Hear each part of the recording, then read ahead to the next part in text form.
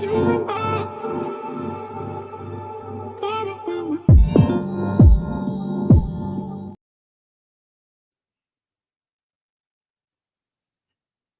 right, all right. It is Thursday. We're back.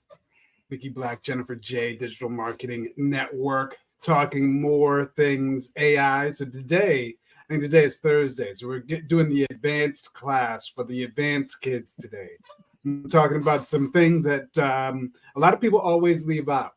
Analytics. A lot of people always stop at the action on the site, but people need to go behind the curtain, look at the analytics, see what people are doing, and then also testing. So talking about A/B testing. So we're just talking about some of those advanced things.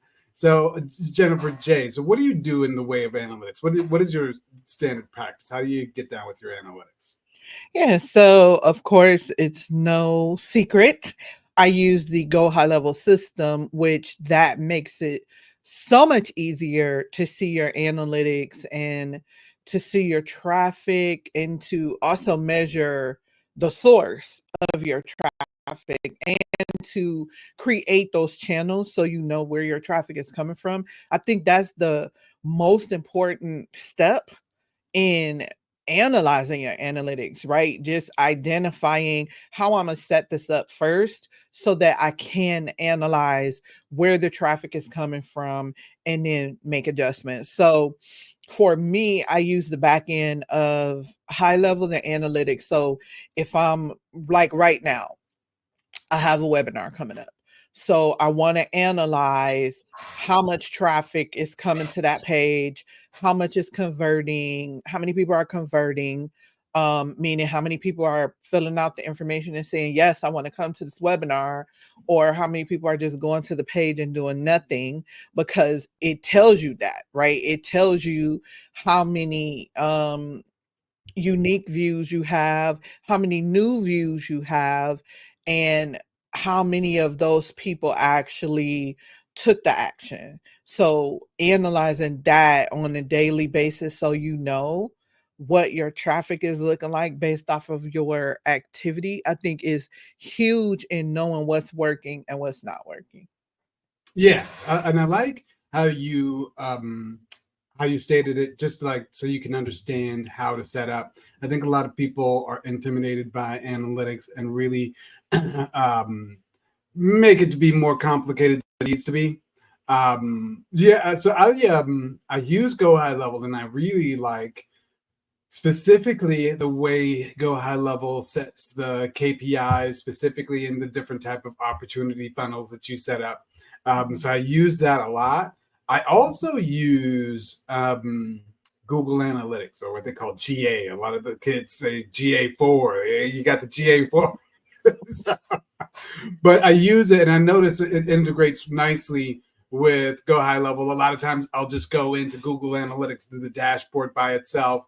But it's interesting to see the performance, not only in terms of the drivers. So if you're doing a Facebook campaign, you're doing an email campaign, seeing how things behave, but also in terms of the way your SEO is performing. So it'll also tell you in regard to your search traffic, what keywords or what long tail phrases are driving people to your site.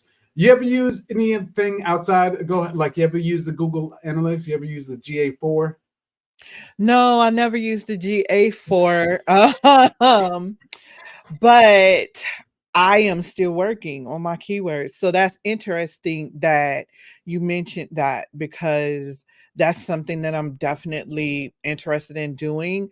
I've been trying to figure out my keywords for a minute here now, and I think I'm finally gaining some traction. So just utilizing Google Analytics from what you're stating is going to help me understand if those are working, as opposed to getting like the expensive software to measure it.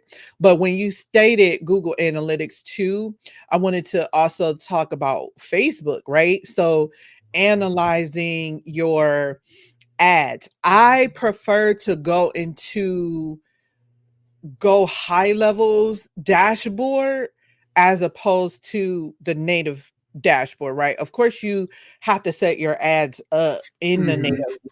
dashboard, but the way that High Level presents it makes it easier to understand, and it's not so intimidating, right? So when you go into these dashboards, like especially with Facebook or Meta, you have to kind of configure what you see and know what to do and all of these things. But when you set it up and then you look at it inside of High Level, it just puts it where you know, like, okay, this is how much I spent. This is how many people came. This is how many people clicked.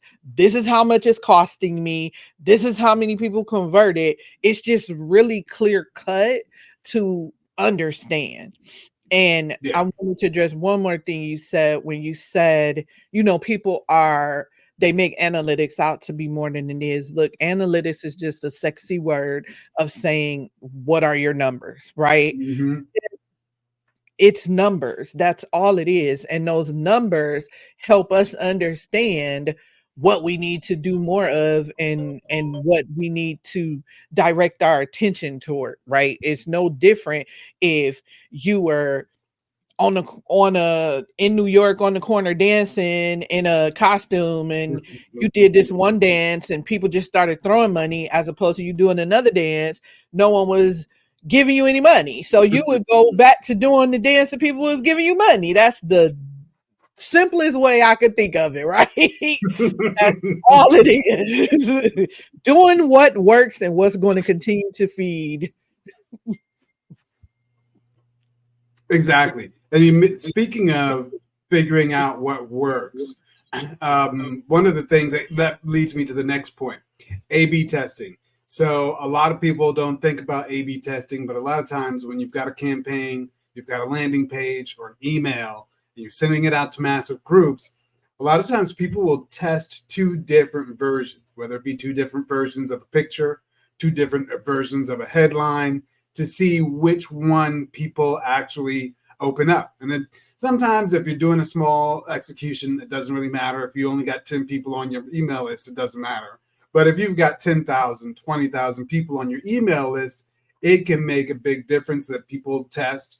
And so a lot of times they'll have a mechanism right inside of High Level where you can set the two content options, it'll test, and then you get to see what people respond to. So for instance, like your dance analogy, which dance are people doing or responding to, you can test the two options at the same time.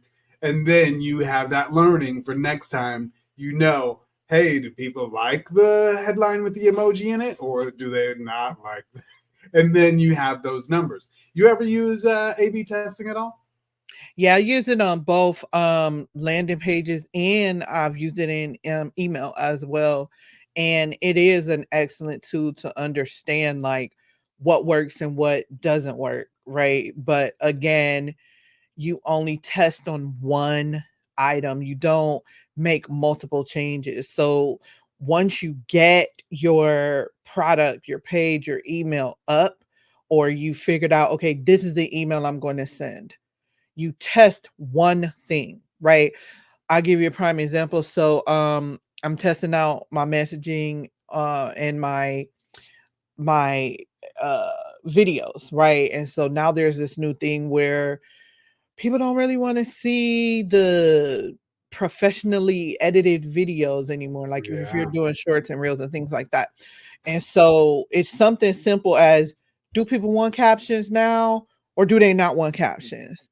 So just testing that out, posting the same video with captions and then posting the same video without captions to see what performs better, right? It's the same process with your, let's just say, landing pages. You just change the header or you just change an image and then you let it run and then you say, okay, well, which one performed better with this change? Okay, we know that works.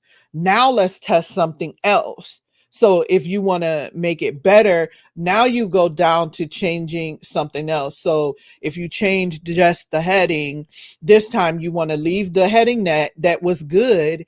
Now just change the pictures and test that. So if you guys are like I don't even know how to test.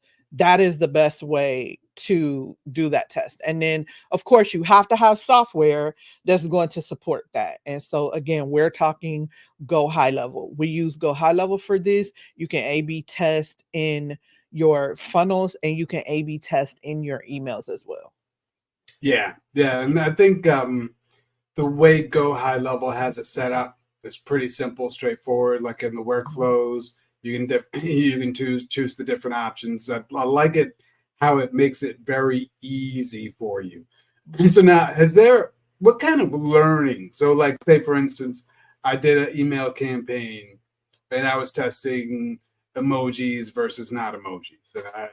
No wonder emojis win. People see the emoji, they're more engaging, and all those other things. What kind of things have you tested in the AB the streams, and what kind of learnings have you found? Yeah, so I'm testing currently my webinar. Do people want to wait and come see that webinar live, or do they want to just watch it now? So you would think they want to just watch it now. No, they want to wait and come see it live. So that's what I've learned in my testing. I've also done testing for a customer in email, and I found we were just testing the headlines, and so people relate better to headlines or things that are happening in their own community versus online. So what I mean by that is if I said attend my webinar just for Snellville, this is your exclusive invitation, right? That's right in my city. But if I said attend my exclusive event online, for that particular audience, because again, you have to know your audience and know what to Mm-hmm. test on them. For that particular audience, they, even though it was like an online group, they still were more interested in it being a local online group as opposed to just national.